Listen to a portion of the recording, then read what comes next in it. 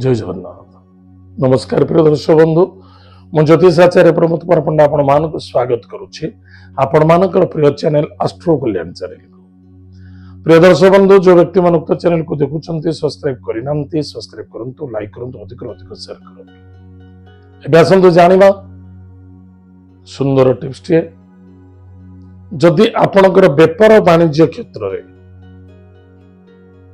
बाधा आसुछि, किछि दिन व्यापार भल होउछि, किछि दिन पर व्यापार फेर कमी जाउछि, बा व्यापार वाणिज्य क्षेत्र में कौनसी बारंबार तंत्र मंत्र इत्यादि होउछि, आपणकर चिंताधारा रहउछि, ता निश्चित रूप से सुधारिबा। कहार बुरी नजर लगी जाउछि, सेतरे मध्य व्यापार वाणिज्य रे बाधा आसे, ता निश्चित रूप से सुधारिबा। एवं व्यापार वाणिज्य क्षेत्र रे ग्रोथ एंड सक्सेसफुल करबा पाए यह आवश्यकता अछि। जदि आपण व्यापार वाणिज्य क्षेत्र बाधा आसुची ताले मन रखि तांतु कोला हळदी को गुरुपुष्या नक्षत्र रे संग्रह करंतु। जाफरानी केसर सहित आपण कोला हळदी को प्रथम गुंड कर दियंतु।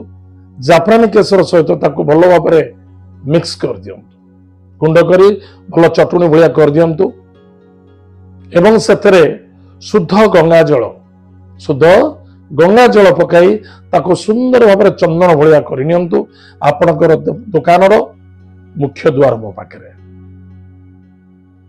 मध्यमा एवं अनामिका आंगुली, दुईटा आंगुली मध्यमा एवं अनामिका आंगुली रे दुई साइड रे स्वस्तिक लिखंतु, मझिरे ओम लिखि दियंतु। निश्चित रूप से व्यापार वाणिज्य क्षेत्र में उन्नति देखा दबो, सफलता ही सफलता देखा निश्चित रूप से। ताले प्रिय दर्शक बंधु, व्यापार बढ़िबो, नजर शक्ति दृष्टि शक्ति दूर होबो, तंत्र मंत्र शक्ति मध्य दूर होइजिवो। ताहाले निश्चित रूप से अपेक्षा नहीं, जल्दी करंतु, सफलता पातु। एतो थिला सुंदर टिप्स टिए आपण मानक पाए। आज तो समय जाइछि, कार्यक्रम को आम एट रखुछु। पुणी देखा आगामी अध्याय अधिक अधिक लोक शेयर करंतु, समस्त मंगल पाए। जय जगन्नाथ, नमस्कार।